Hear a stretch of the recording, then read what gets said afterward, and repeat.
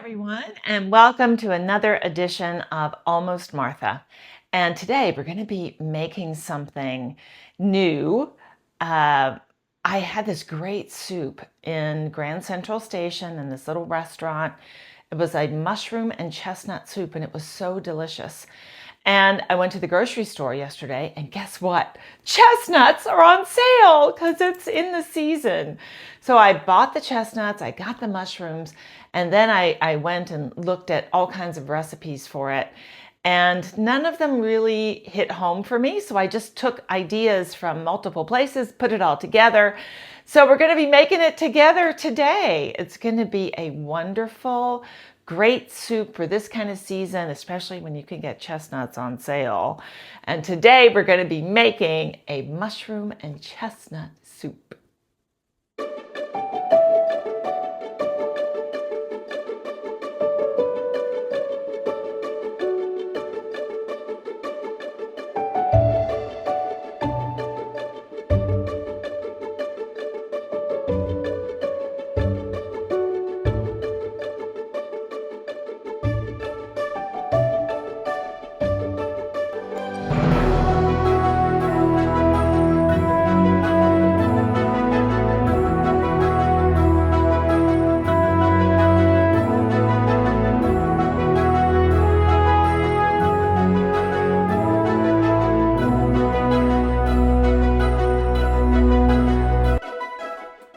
Okay, we are going to start with sort of our aromatics, and get your soup pot, and right in your soup pot we're going to put 4 tablespoons of unsalted butter.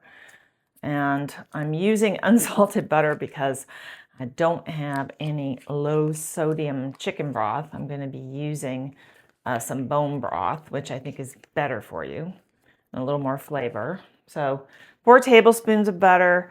To that, we are going to add 1 medium onion, which I'm going to chop up, and 2 leeks. Now, leeks provide a lot of flavor, but we have to be careful with leeks because leeks can be very sandy, very sandy. So we only use the white to light green part of the leek, and that's all that we use, and the rest, unfortunately, will not be utilized. So I'm gonna chop these up, and then I'm gonna put them under water. I'm gonna rinse them really well in my colander because you can get some sand and dirt, inside the leek. And I'm gonna chop this onion too, and then I'm just gonna throw it right in the pot. Okay. We're also going to add 1 tablespoon of olive oil in that soup pot with that butter. And then that's the fat that will be used to cook all this good stuff. So I've got my leeks, which I've washed in the sink. You see they're sort of breaking up into these little individual curls. That goes right into the pot, as does my onion. I haven't chopped it all that well. I've just sort of sliced it up because all of this will eventually just get pureed anyway. So I'm just gonna do sort of a rough cut and then just put that in my pot. I'm gonna put it on the stove, and then we'll start to cook this down. It'll take about 10 to 12 minutes to get these nice and soft. I've taken my button mushrooms, and this is about 12 ounces of button mushrooms. So you can just chop these up. Again, doesn't have to be really fine because we're gonna puree all of this later. So while my leeks are cooking, so my leeks and my onion are softening up over there, I'm just going to take this opportunity and work on my mushrooms. I'm also adding shiitake mushrooms, and I have about 6 ounces of those. So mushrooms, you want to make sure that you clean really, really well. And even sometimes when you wash them, they just don't get all of that dirt off. So you can I take a paper towel and just sort of looked the mushrooms over, and if I needed just to wipe something off, I wiped it off. Sometimes everything just doesn't come off with a little wash. So rub it off, but get all of those little black spots out of there. And for the shiitake mushrooms, it's a little different. So these button mushrooms, you know, we all know these mushrooms. The shiitake mushrooms, I did wash, and it's fine to wash mushrooms. You don't have to take a mushroom brush and be so, you know, fancy about it. Just wash the darn things. And if you have to rub something off, rub it off. Because we're just going to cook these in a minute, so they're not going to discolor anything. Now for the shiitake mushrooms, I actually took a knife and I trimmed the little stem because no amount of washing was going to remove the you know, dirt and stuff that was stuck on that stem. So just take your knife and just kind of clip off that part. But the other area of it washed pretty well. But again, if there's a mark that you can't get off, you can use your fingernail, you can use, you know, a paper towel and just get it off. Because you want them nice and clean. You don't want to taste dirt or anything. So there we go. Okay, so 2 kinds of mushrooms. And that will go into the pot next. All right, adding my mushrooms right to the pot. Now, as these mushrooms cook, they're going to release a lot of water, and they're also going to reduce in size. So you can see that the mushrooms are really decreasing in volume. So while we're watching this, I'm going to chop my chestnuts. I have about 14 ounces of cleaned and roasted chestnuts. I bought them this way. Roasting chestnuts is not easy. You have to take a knife and you have to score it, you know, to get all around the shell, and then roast them in the shell and then remove the shell. These were on sale, already roasted, done, cleaned. I think it's a way to go. But if you can't find them that way, sometimes you can find them in a jar in like a specialty section, or you can get, you know, the chestnuts and roast them, and you can get lots more detail about how to do that online. So this is what they look like, all ready to go. And now I'm just gonna, whoops. And now I'm just going to chop them up, and that'll be the next thing that we add to the pan. Once these have all cooked down, I'm actually going to pull this out and we're going to deglaze the pan. But I'm going to finish chopping my chestnuts. My mushrooms have really cooked down, so that's what we're looking for.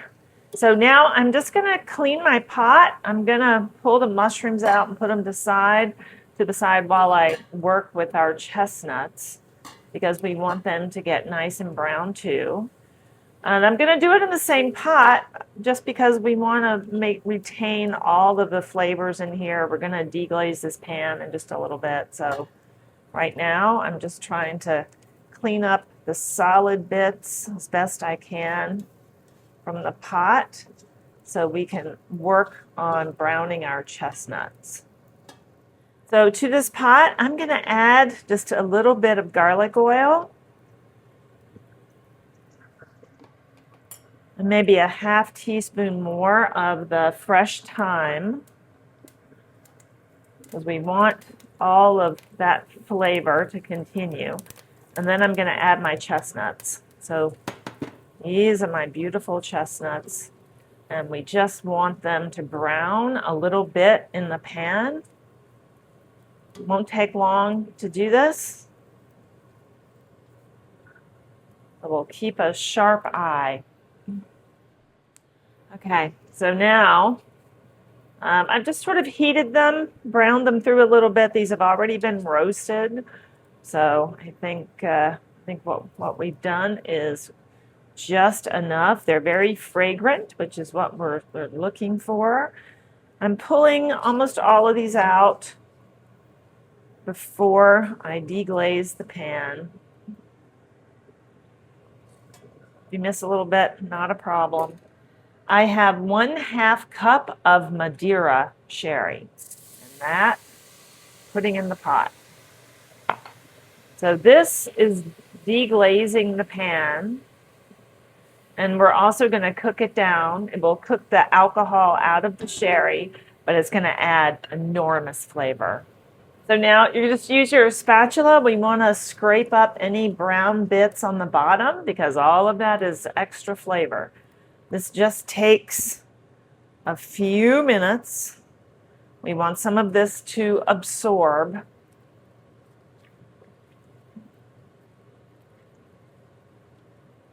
We want that alcohol to cook out. Boy, it sure smells good.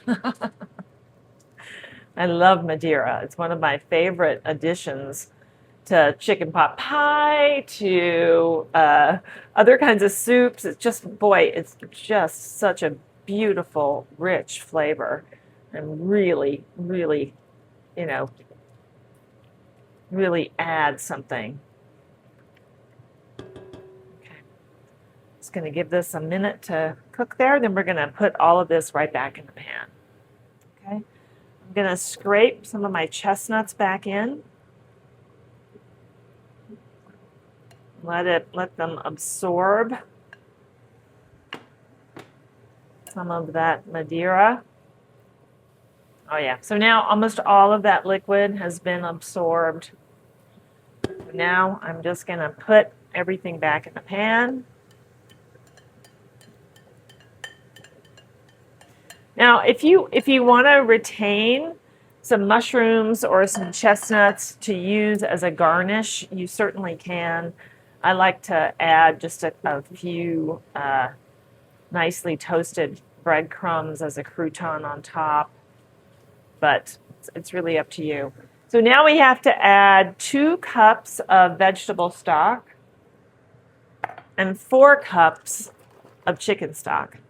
I really like bone broth, so I'm going to be adding 4 cups of wonderful organic bone broth.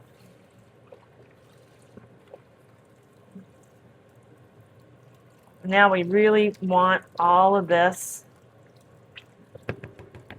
to simmer, to get all of those flavors, you know, working together. Oh, lovely. So I'm just going to cover it, and I'm going to turn it down to about medium heat, and then we're going to let this sit for about 30 minutes, keeping an eye on it, but I think in about 30 minutes, we'll do some of the final touches. Okay, my soup has been simmering, and oh my goodness, does that smell good. That smells absolutely delicious. So the next step that we have to do is puree it using an immersion blender or using a blender, and then we'll add a little cream to it to finish it off. But we're going to have this for dinner tonight. It's not quite dinner time, so I'm going to pause what I'm doing and come back and finish up just a little closer to mealtime. So if you're going to make this for a holiday meal or make this, you know, ahead of time, this is a good stopping point. You can stop, use the immersion blender later, and then add your cream to finish it off. Because once you want to heat it back up, it's going to heat back up better in this version rather than the pureed version. So this is a good stopping point. So I'm going to stop. I'll come back and finish it off just a bit later. All right, I'm back. I'm ready to get serious. And this had simmered for that 30 minutes. I put it back on the stove and I reheated it. So we are good to go. And now it's time for the immersion blender. One of the greatest things ever invented was this immersion blender. Gotta say. I'm just going to turn the heat off. I do this. Doesn't really matter, but... Okay, I'm going to set my speed. ready to go. And here we go. So this usually takes a few minutes. And if you want to leave some mushroom pieces and stuff, you can. It's really up to you. But I'm looking forward to a nice smooth soup. So off I go. Okay. Alrighty then. I think I have achieved what I'm looking for. We have all the big pieces incorporated into the soup. So it just looks a little flecked, maybe with spices and stuff, which is great. So I'm gonna take this off. Hold on, there we go. And put this to the side as I fling soup around. I'm gonna taste it.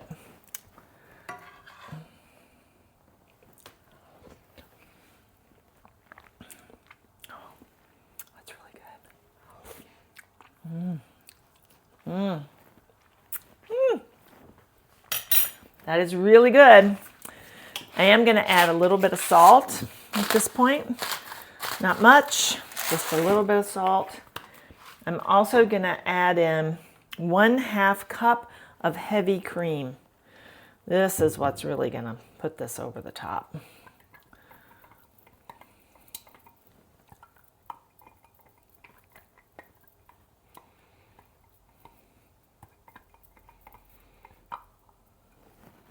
Okay, gonna get that in. I'm gonna turn the heat back on just a little bit to get that cream all incorporated in there. Oh, what a lovely, lovely dish this is going to be. Chestnuts, the Madeira, you can definitely taste the Madeira. Lovely. All right, we're going to heat that cream through, and then our soup will be ready to go. Ready to go. I can't wait to have a little more than just a taste.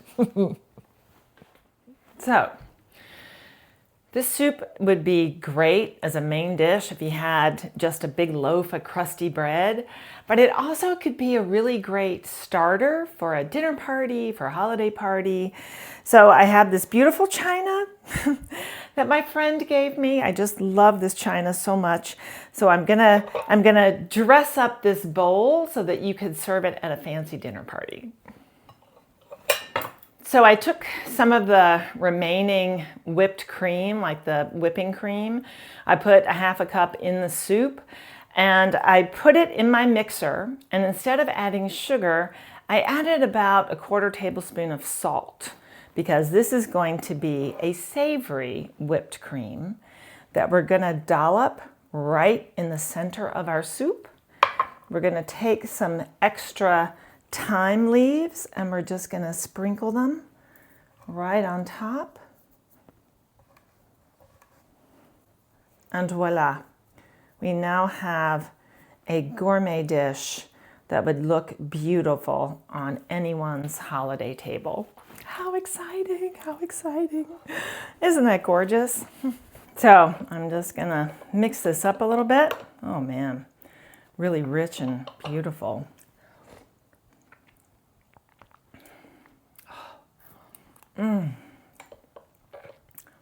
That is so good. That is really, really good. I